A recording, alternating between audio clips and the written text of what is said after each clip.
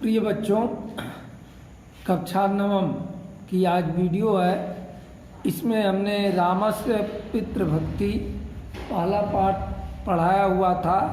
संस्कृत पदपीयूषम का उसका 12 श्लोक हमने आपको पढ़ा दिया था। अब आज उससे आगे 13वां श्लोक को मैं पढ़ा रहा हूँ। 13वां श्लोक से आप उसका अनुनय और व्याख्या आपको देखने को मिलेगा। ध्यान से देखिए, मैं श्लोक पढ़ता जाऊंगा और उसका व्याख्या और आपको कठिन शब्द निवारण भी दिखेगा। इसको देख करके दोहराते रहेंगे। यह परीक्षा के दृष्टिकोण से अति महत्वपूर्ण है। देखिए, 13वां श्लोक है, मैं पढ़ रहा हूँ। यदि तदम वक्षते राजा शुभम वा यदि वा शुभम करिष्यसि तथा सर्व आख्यामि पुनरस्त्वम। इसके बीच का वह श्लोक है।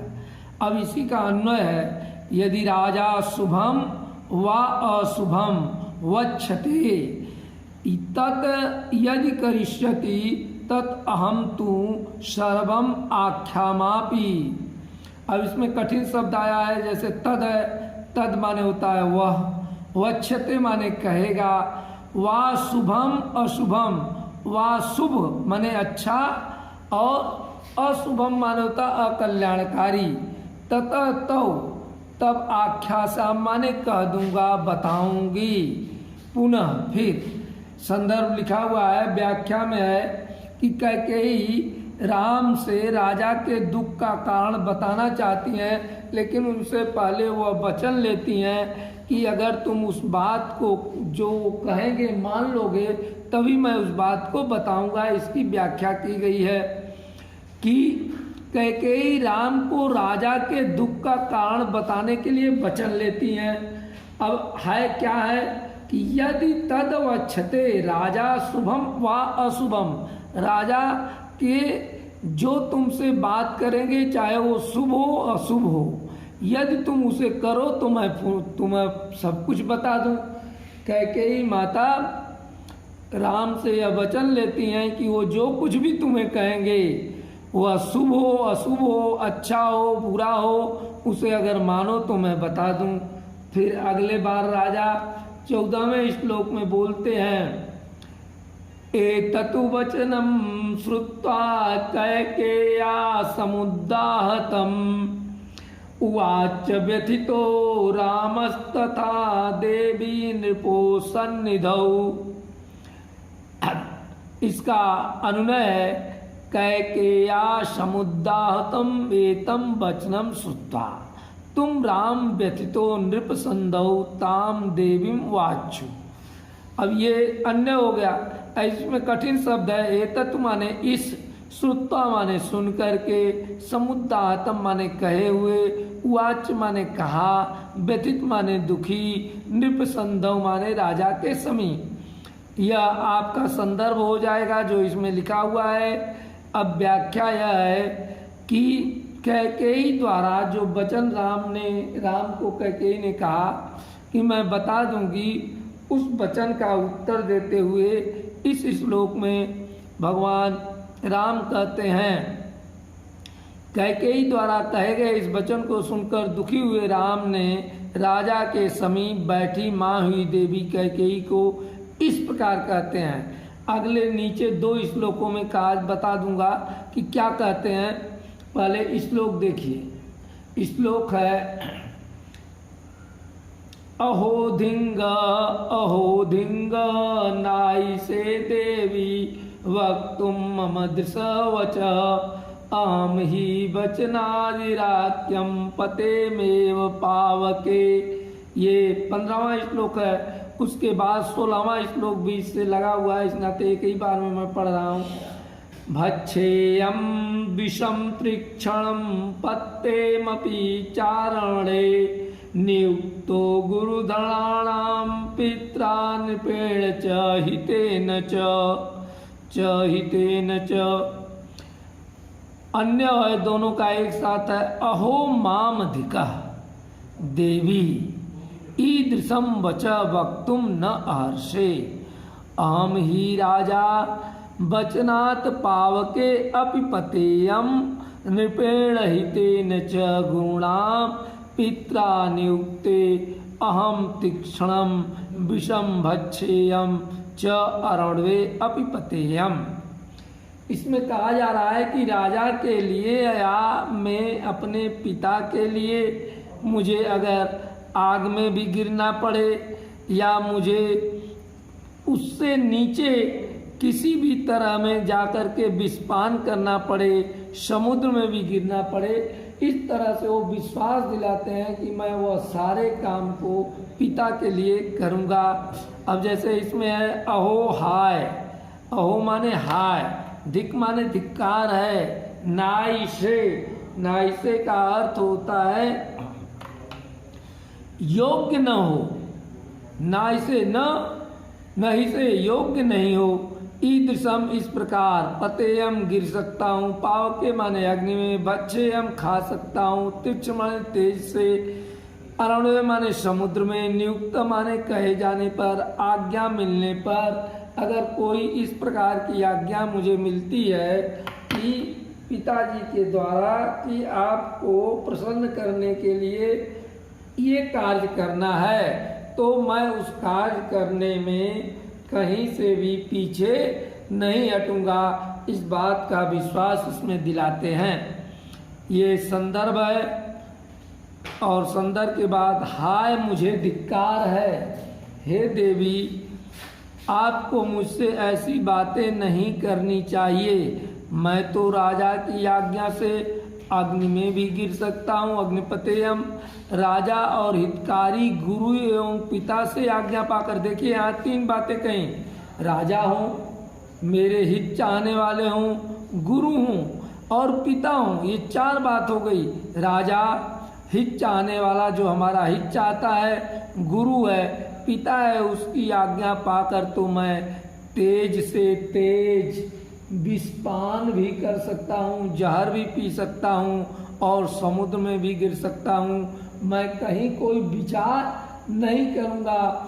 इन लोगों के आदेश पर मुझे काम करने में कोई दिक्कत नहीं होगी। इस प्रकार से भगवान राम अपनी माता को, माता कैकेयी, अपनी माता माने माँ कैकेयी को विश्वास दिलाते हैं। आगे देखिए श्लोक संख्या 17 है, तद ब्रूहि वचनम देवी ततो यदविंगाक्षितम करिष्ये प्रतिजाने च रामो दीनान वासते दिनार विभासते। अब इस श्लोक का अन्य भी देख लीजिए, मैं व्याख्या कर दूंगा, अर्थ भी इसके साथ है। हे देवी राज्ञ यदि अभिकांक्षतम माने इच्छा करते हैं, तद वचनम उनके वचन को, ब्रूहि माने कहो, अहम माने मुझसे, प्रति जाने तत् अहम करिष्ये राम दीन अभिवास्ते। राम कभी दो बातें नहीं करते हैं, आप भी कभी कभी हम भी कहते हैं भाई एक बात पक्की बात, इसका हम विश्वास लेते हैं। उसी तरह से भगवान राम भी कहते हैं कि रघुकुल रीति सदा चली आई, प्राण जाए पर बचन न जाई। इस बात का वो अपनी माता कैकेयी को आभास कराते हैं। तो यहाँ अर्थ दिया है अभिकांक्षतम माने अभिलाषित को, ब्रूहि माने कहो, प्रति जाने माने प्रतिज्ञा करता हूँ, दीन वास्ते दो तरह की बात नहीं करता हूँ।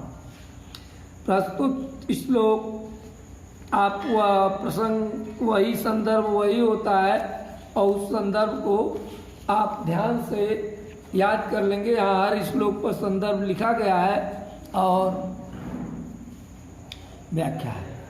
हे देवी राजा दशरथ को जो अभिलाषित है, अर्थात मेरे पिता या राजा जिस भी रूप में मैं उन्हें देखता हूँ, वो जो चाहते हैं वह मुझे बताओ। मैं प्रतिज्ञा करता हूँ उस कार्य को करूँगा। राम दो प्रकार की बातें नहीं करते हैं, नहीं कहूँगा, यह मैं आपको विश्वास दिलाता हूँ। 18वां श्लोक है, यहाँ पर दिया गया है तमार्जं वसायुक्तम् अनार्यं सत्यावादिनं उवाचौ रामं कैकेयीं वचनं वृषदारुणम्। इसका अन्वय देख लीजिए। अनन्या कैकेयी अजरसायुके सत्यवादिनं तम रामं वृषदारुणं वचनं वाच। अनार्या माने नीच विचारों वाले, छोटे मन वाले। आवार्चनम माने आवार्चन समाधियुक्तम माने सरलता से युक्त। दो बातें कही गई, नीच विचार वाले और जो सरल विचारों से युक्त हैं। वृषाधारुणम, वृषा माने होता है कष्ट को धारण करने वाले। औनार, इस तरह से तीन शब्दों के अर्थ यहाँ हो गए। अब प्रस्तुत व्याख्या क्या हो जाएगी? नीच विचारों वाली कैकेयी नहीं। तस्मात् वार्जा माने नीच विचार वाली कैकेयी ने सरल स्वभाव से उक्त। अब देखिए दो विचारधाराएं हुआ। कैकेयी के मन में, कैकेयी के लिए चारों पुत्र नहीं है, वो केवल अपने पुत्र भरत और शत्रुघ्न को पुत्र समझती है। इस नाते यहाँ पर जो वाल्मीकि जी ने यह प्रसंग रख दिया है कि नीच विचारों वाली कैकेयी, क्योंकि विचार के ही कारण व्यक्ति को उच्चता और नीचता का सम्मान प्राप्त होता है। युक्त सत्य बोलने वाले उस राम से अत्यंत क्या है, कठोर वचन कहने जा रही है। उस राम से कठोर वचन कहने जा रही है, क्योंकि वो क्या मांगेगी? आपको याद है उसने कहा भी है कि बल्कि अयोध्या का राज ले लीजिए, लेकिन आग का उजाला मत मांगिए।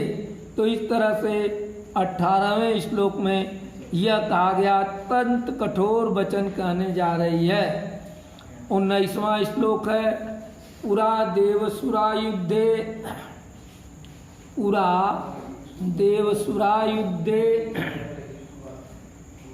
युद्धे पित्रा ते मम राघव रक्षितेन वरौ दत्तौ शल्येन महारणौ।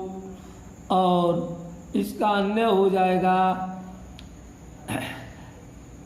रे राघव पुरा देवसुरो युद्धो शल्येन मया रक्षितेन ते पित्रा महारणे मम वरौ दत्तः। शल्येन माने होता है बाण से विधे हुए।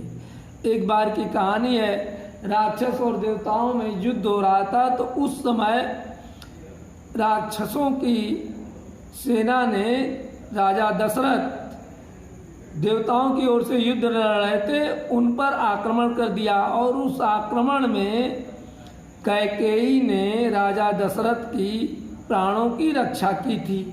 और उस प्राणों की रक्षा के बदले उन्होंने उन्हें यह वचन दिया था कि जो वर चाहो मांग लो।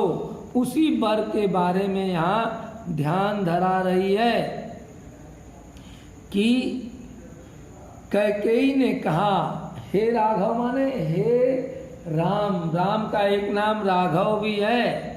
प्राचीन काल में देवों और असुरों के बीच होने वाले युद्ध थे।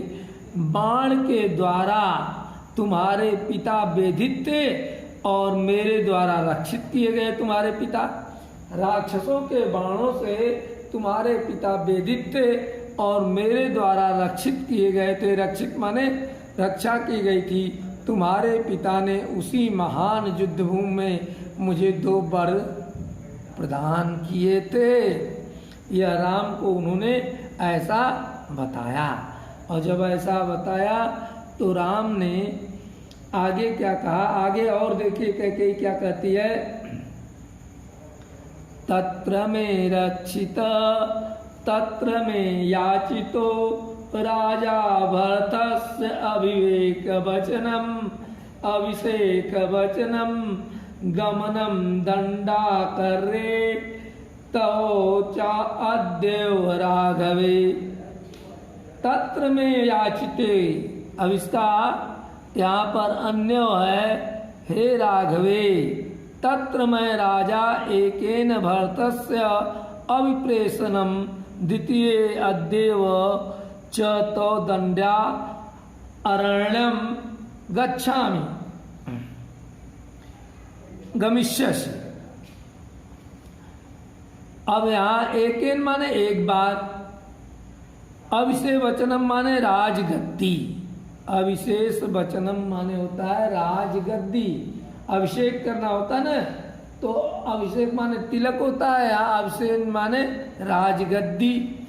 तो यह याद दिला रही है कि मैं आज उसी वरदान में से यह दोनों वरदान मांगता हूँ। एक में रघुवंशी राम, उन दोनों वरों में से मैंने राजा से एक बार से भरत को राज्याभिषेक और दूसरे वर में तुम्हारा दंडक वन में जाना मांगा था। मैंने दो वरदान वो मांगे थे, जिसमें एक से एक में हमने मांगा कि भरत को राजगद्दी मिल जाए और आपको मान लिया कि आप दंडा अरण्य वन में चले जाएं। और इसी बात को सुन करके राजा आज बहुत दुखी है। यह बात उसने जब राम को बताया तो राम ने कहा, देखिए 21वां श्लोक है, यदि सत्य प्रतिज्ञम तम पितरम कर्तुम इच्छासि आत्मनं च नरश्रेष्ठ मम वाक्यमृदं सुनु। अगर हे नरश्रेष्ठ, यदि तुम पितरम आत्मनम सत्य प्रतिज्ञां कर्तुम इच्छासि तदा मम इदम वाक्यम सुनु। सत्य प्रतिज्ञा वाले अगर यह करना चाहते हो तो कैकेयी ने फिर कहा कि हे मानव में श्रेष्ठ राम, यदि सत्य प्रतिज्ञा तुम पितरम कर्तुम इच्छस, यदि पिता की इस प्रतिज्ञा को तुम सत्य करना चाहते हो और नरों में श्रेष्ठ बनना चाहते हो, नरों में पुरुषोत्तम राम श्रेष्ठ हो, तो तुम पिताजी की प्रतिज्ञा को और अपने वचन को पूरा करना चाहते तो मेरे इस वचन को सुनो। अब देखो कैकेयी ने यहाँ राम वचन पूछते जा रहे हैं, तो कैकेयी ने पहले ही कहा कि शुभम अशुभम, वो अच्छी बात बोले या खराब बात बोले आपको मानना पड़ेगा। तो इस वचन के लिए राम ने कह दिया, द्विभाषते, मैं दो बातें नहीं कहता हूँ। अब यहाँ पर कैकेयी को एक बल मिल गया, मनोवैज्ञानिक बल मिल गया। उसने कहा अगर पिताजी के वचनों को भी पूरा करना चाहते हैं और अपने भी वचन पूरा करना चाहते हैं तो इस वचन को सुनो। और सुनो में उसने बोल दिया और इस बात को उन्होंने सुन लिया। अब सुन लिया तो आगे अब लक्ष्मण क्या कहते हैं, त्वयारण्यं प्रवेष्टम 9 वर्षाणि 5 च भरत कौशलपते प्रशस्तु वसुधाभिमामम्। त्वया 9 5 च वर्षाणि अरण्यम, त्वया माने तुमको होता है 9 अंश, 9 और 5 14 हो जाएगा, 9 1 5 लिखा है, 9 5 च वर्षाणि अरण्यम प्रवेदष्ट्यम भरत कौशलपते इमाम वसुधा प्रस्तुति। अब अरण्यन माने होता है वन को, 9 5 माने दोनों जोड़ दोगे 9 और 5 को 14 वर्ष तक हो जाएगा। अब वसुधा माने पृथ्वी का, प्रशस्त माने मार्ग को प्रशस्त करना पड़ेगा। तो कैकेयी राम से कहती हैं कि हे राम, अगर तुम इसको चाहते हो कि यह बात पूरी हो तो तुम्हें 14 वर्षों के लिए वन में प्रवेश करना चाहिए और अयोध्या का नरेश दशरथ को इस भूमि पर शासन करेंगे। दशरथ को इस भूमि पर शासन करें। इस तरह का उसने वचन मान लिया। क्या मान लिया कि यहाँ पर भरत कौशल, भरत को दर्शन राजा बनना चाहिए। 23वां श्लोक है कि तद प्रिय मित्र धनो वचनम मरणोयम श्रुत्वा न विवेये राम कैकेयी चेदम अब्रवीत। अन्वय देख लीजिए। तद अप्रियम मरणो मम वचनम श्रुत्वा, यह मरण के समान वचन सुन करके अवित्रम च विषय कैकेयम च इदम अब्रवीत, कैकेयी ने ऐसा कहा।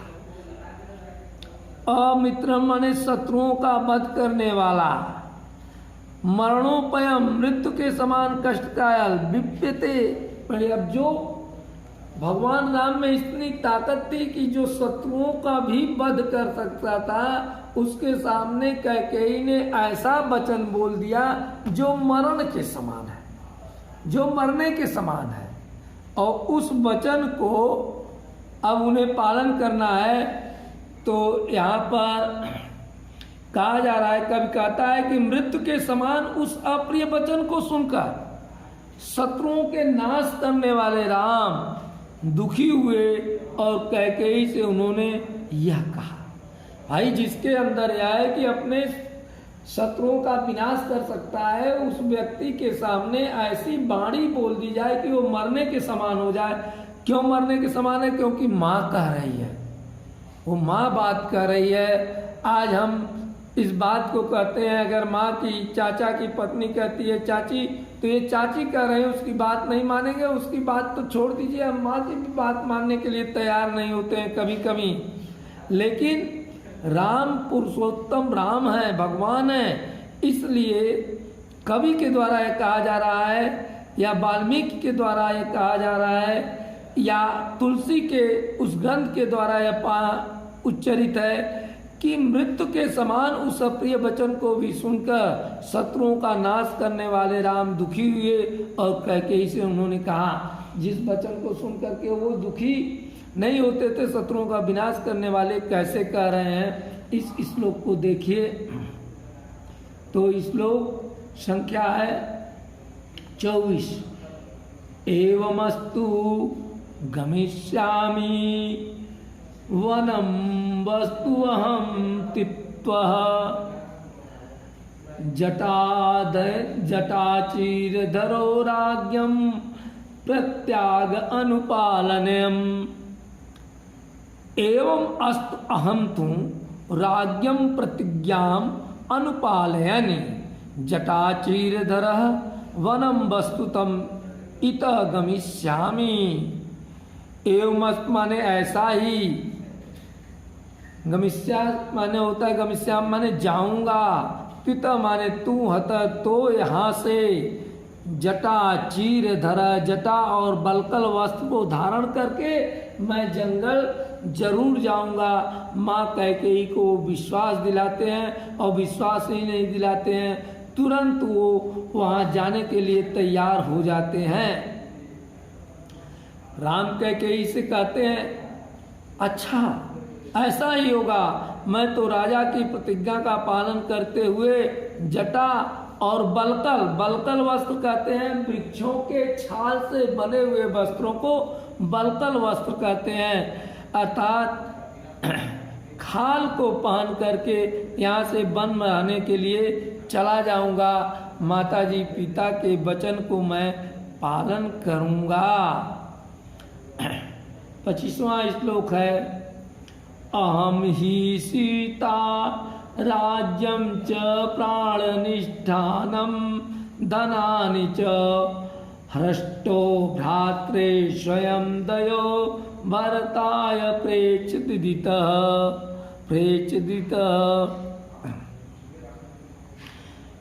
त्वया प्रचेदित अहम भ्राते भरतस्य सीताम राज्यम इष्टानि प्रमाणंच धनानि च हस्त स्वयं ददामि।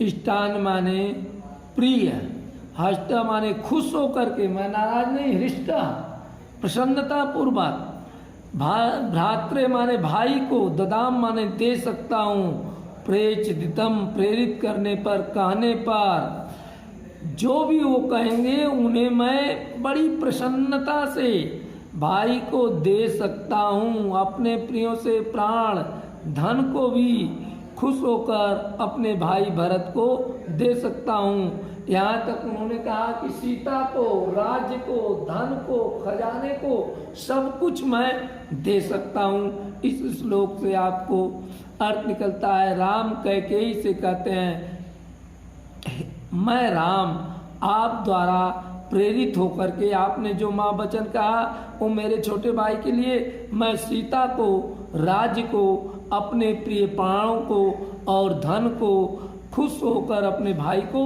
दे सकता हूँ। आज की लड़ाई क्या होती है? भाई भाई में धन के लिए लड़ाई होती है, मकान के लिए लड़ाई होती है, विभिन्न प्रकार के छोटी छोटी बातों के लिए। लेकिन राम ने अपने छोटे भाई के लिए क्या कहा? और भरत तो उससे भी आगे निकले।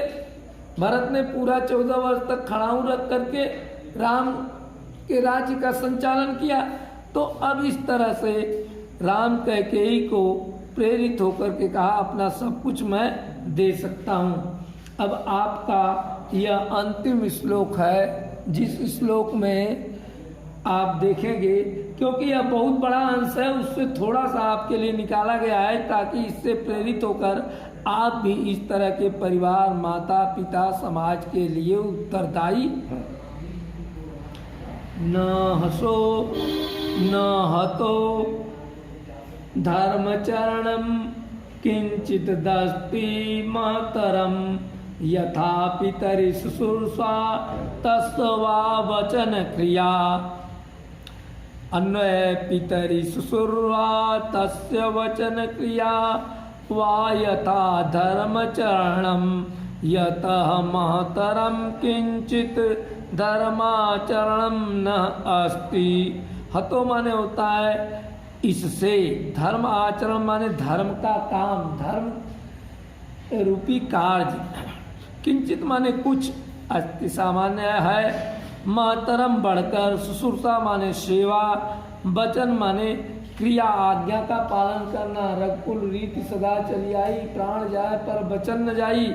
इस प्रकार के कुछ भाव रखते हुए राम कैकेयी से कहते हैं कि पिता की सेवा करना अथवा उनकी आज्ञा मानना जैसे महत्वपूर्ण धर्म है, इससे बढ़कर कोई और धर्म का काम नहीं है। इस जीवन में हमने जन्म लिया है, जब जन्म लिया है तो सबसे बड़ा कहा जाता है कि मातृ और पिता का कर्ज हमारे ऊपर होता है। उस कर्ज को कैसे उतारा जा सकता है? आज हम माता पिता से कर्ज को फर्ज के रूप में भी अदा नहीं कर पाते हैं, और उस भगवान राम ने उसको कर्ज उतारने के लिए उन्होंने और धर्म का काम करने के लिए वन को चले जाते हैं। इस प्रकार से यह पाठ पूर्णता को प्राप्त होता है। आप किताब में श्लोक है, श्लोक को भी मैंने पढ़ दिया है, देख करके ये सारी चीज़ों को आप तैयार कर लीजिएगा। अगर प्रथम वार्षिक परीक्षा होती है मासिक, तो उसमें 2-3 श्लोक अर्थ लिखने के लिए आएंगे।